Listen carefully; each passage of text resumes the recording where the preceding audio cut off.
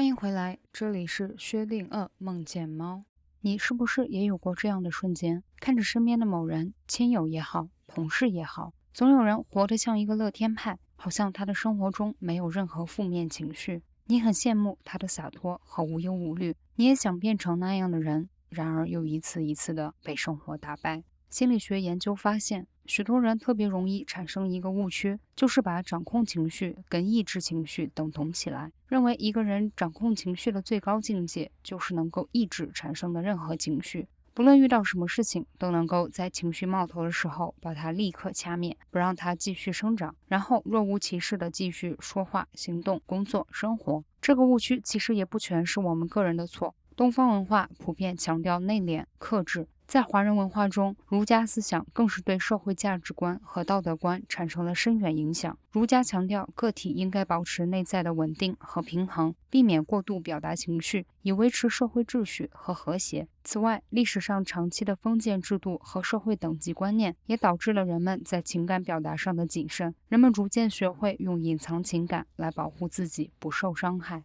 因此，许多人认为情绪化会引起麻烦或冲突，对自己的情绪倾向于隐藏而不是排解。不高兴了，要努力让自己不要沮丧；生气了，要努力让自己不要生气；焦虑了，要努力让自己不要焦虑。其实，只要是一个有血有肉的活人，就一定会有各种情绪。想要情绪永远平静如水，那除非你是一个 AI 机器人。而真正的掌控情绪，并不是强行抑制自己的情绪，或者期望自己不产生任何情绪，而是能够良好的接受它、包容它、对待它。毕竟，情绪是我们身体的一部分，它是身体在和我们进行对话，在向我们传递信号。或许你的大脑认为这是负面的反馈，应该赶快清理掉。可是大脑的反应通常是应激性的，如果你急着清理掉自己的情绪，可能会导致你错过身体发出的信号。所以，情绪虽然被暂时的清理了，但是它并没有得到实际性的解决，而是储存在了你身体的某个角落，等待下一次发出信号的机会。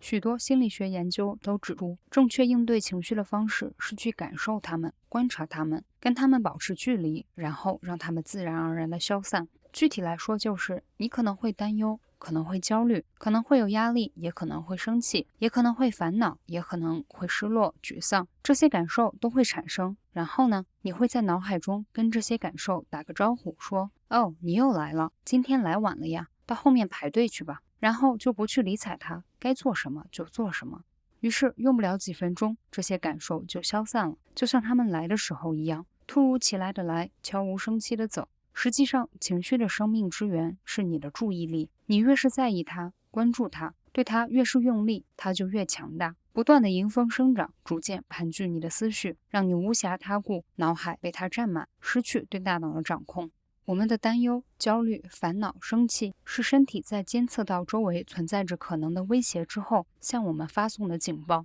如果你陷入了这些情绪，被他们所影响，就相当于你确认了这个警报是正确的、真实的。于是大脑就得到了你的授权，并迅速开启扫描模式，进一步去扫描这个威胁的细节，尝试着去回避它或者清理它。外在的表现就是我们会一遍遍的在内心翻来覆去的想，怎么办？为什么会这样？我该怎么做？最终导致我们的思维被情绪主导，难以有效的运转。更进一步说，大脑还有一个特性，重复越多次的信息，大脑就会倾向于相信它，对它赋予更高的权重。你一定听说过一句话：谎言重复1000遍就是真理。原因在于，一个信息哪怕再荒诞，如果一直萦绕在大脑中，被大脑一遍遍的重复反刍，那么久而久之，它会潜移默化的影响我们的大脑，尽管这种影响可能会非常细微。同样，当你授权大脑去扫描这个潜在的威胁时，每扫描一次，就意味着我们潜移默化的又更相信了这个威胁一点。哪怕扫描不到结果，大脑也不会认为这个威胁不存在，而是更倾向于认为我没有找到它。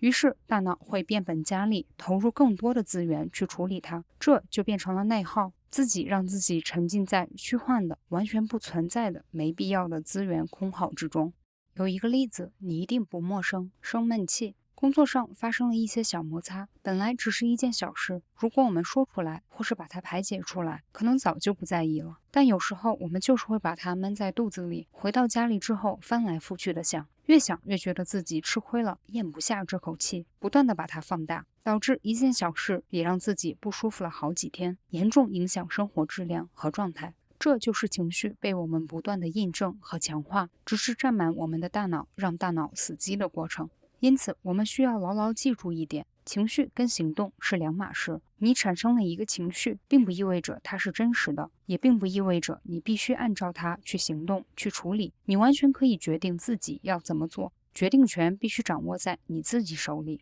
你完全可以把这个情绪搁置在一边，告诉自己：我知道了，先放着吧，等我有空再去处理。绝大多数时候，你会发现这些情绪信号基本都是虚假的。它们从虚无中诞生，又归于虚无，对你来说没有任何影响，就像一阵风从你心上吹过，然后消散，不留一点痕迹。下一次当你产生情绪的时候，不妨按照这个方向去练习。首先，保持对自己的审视和观察，让自己敏锐地察觉到，我好像又产生了一个念头，好像还是一个熟悉的老朋友。然后听一听他的话，看看他想发送给你什么信号，告诉他我知道了，谢谢你。接着在心里轻柔地把它推开，想象它跟自己保持一定的距离，告诉他你的警报我收到了，我会进一步核实，你先退下吧。最后轻轻地把注意力拉回自己原先所在做的事情，而不是一下子就乱了阵脚。如果你能在生活中反复的练习，你也许会发现许多曾经困扰你的情绪问题已经不再成为困扰。当然，这说起来简单，实践起来可能有一定的难度。你可能需要获取一些力量来作为自己化解情绪的支撑。这些力量主要来自3个方面：身体、自我和关系。许多人容易忽略的一点是，身体和大脑是紧密相连的。我们的身体状况会极大地影响到大脑对我们自身的预判，从而决定我们面对困难和挑战时的心态和状态。如果我们的身体状态欠佳，那一个明显的结果就是我们的思考、决策和判断力也会受到影响，很难表现出100%的最佳状态。举几个简单的例子，如果你常常犯困，感到萎靡不振，那么多半会很难思考复杂的问题，总是感到大脑转不动，喜欢顺着下意识的反应行事。如果你容易腰酸背痛，那么你多半很难坚持把一件事情做下去，也很容易放弃或妥协，不愿意在上面投入太多的精力。如果你容易感到疲劳，常常觉得喘不过气，那么你多半不愿意面对太麻烦的任务，总是喜欢走最简单的路径，不想多花一分力气。所以我们除了锻炼心智之外，也必须锻炼身体，这样才能更好地发挥大脑的作用，让它达到100%的状态。你不需要非常强壮，但需要健康。适当的心肺锻炼会让你保持精力充沛，适当的力量训练会让肌肉更灵活，不容易酸痛。良好的作息和饮食会让你的身体更加稳定、有活力。2. 自我。自我意味着我们要了解自己的兴趣和优势，认识到自己的独特之处，建立属于自己的领地。很多时候，我们可能会在社会的压力和他人的期望下迷失自我，违背自己内心的声音。为了取悦他人或适应社会的标准而不断地去压抑自己，那么在遭受压力、焦虑和烦恼时，我们就会缺少那个属于自己的可以休憩放松的心灵花园。因为我们的内心总是在随着外部世界飘摇，当我们过于依赖外界的评判和反馈，我们的情绪就会更容易被扰乱。而通过了解自己的兴趣爱好，我们会找到那些激发我们热情并带给我们满足感和成就感的事物。比如你喜欢读小说、看故事，不妨试着学习一下文学创作，试着动手写一点故事。如果你喜欢钻研工具和工作流，不妨动手学一下编程，给自己写一些插件或脚本。如果你喜欢与人交流，不妨试着运营一个社交账号，分享一些感兴趣的内容。如果你喜欢做手工，不妨学一学咖啡、烹饪、烘焙、刺绣等等。当你清楚地知道有那么一件事是我喜欢并且能做好的，你就会拥有信心和能量，你就会多一份安心，就没有那么容易被困难击倒。